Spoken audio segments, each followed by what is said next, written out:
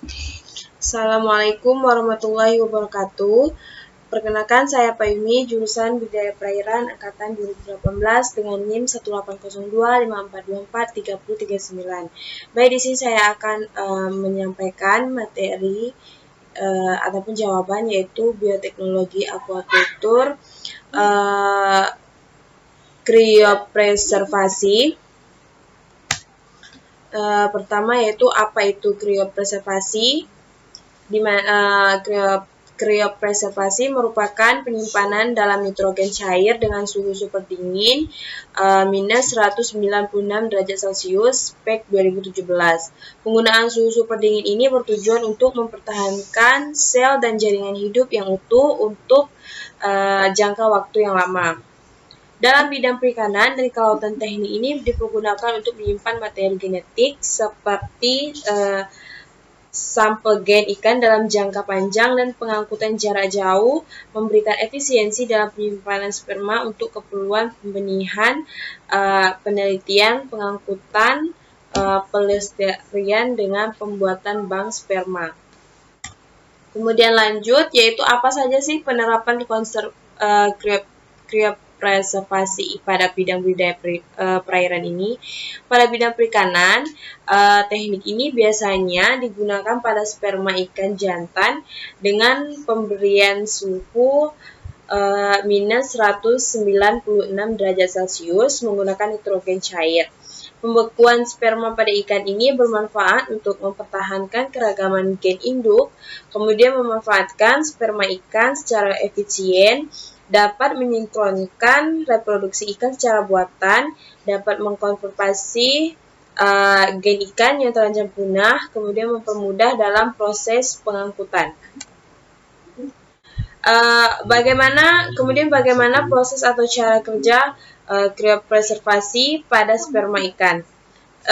Pertama, pengenceran sperma, di mana pengenceran sperma ini menggunakan extender, yaitu cairan yang digunakan untuk mengencerkan sperma. Biasanya cairan yang digunakan yaitu adalah impuls ataupun aquades. Tujuan untuk pengenceran ini adalah untuk mengurangi aktivitas dari sperma sehingga sperma tidak membuang energinya lebih banyak, sehingga sperma itu sendiri lebih tahan lama bertahan hidup. Kemudian yang kedua, penambahan krioprotektan, di mana krioprotektan ini adalah bahan pengawet yang berguna untuk melindungi sel sperma ketika proses pembekuan. Karena pada proses pembekuan biasanya terbentuk kristal-kristal es yang runcing yang akan merusak sel sperma. Biasanya krioprotektan ini atau zat pengawet yang digunakan adalah DMSO, gliserol, dan metanol. Untuk pengepakan gamet ke dalam wadah penyimpanan. Wadah penyimpanan yang biasanya digunakan yaitu mini straw, dan pada proses penyimpanan hal ini yang perlu diperhatikan adalah ketersediaan udara dalam wadah mini straw tersebut. Contohnya pada gambar tersebut itu merupakan mini straw.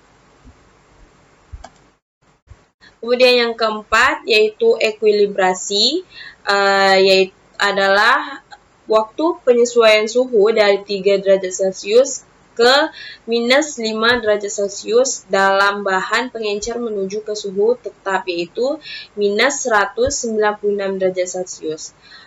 Kemudian yang kelima, pembekuan sperma. Pembekuan sperma ini dilakukan dengan menggunakan bahan nitrogen cair.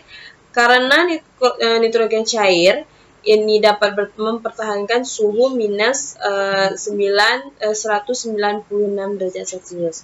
Wadah yang digunakan penyimpanan nitrogen cair biasanya menggunakan styrofoam ataupun tangkai nitrogen. Apa sih keuntungan mengirimkan sperma ikan yang sudah di kriopreservasi daripada langsung membawa induk jantan untuk pemijahan terkait dengan kondisi geografis Kepulauan Riau dan mempertimbangkan aspek efisiensi dalam pengiriman. Untuk teknik preservasi ini sangat menguntungkan bagi daerah Kepulauan Riau ini karena dilihat dari kondisi geografisnya yang punya banyak pulau dan jaraknya yang cukup berjauhan. Jadi dengan adanya kriopreservasi ini bisa memungkinkan proses budidaya atau proses perkembangan perikanan di Kepulauan Riau ini semakin meningkat. Baik, itu saja dari saya. Saya akhiri. Assalamualaikum warahmatullahi wabarakatuh.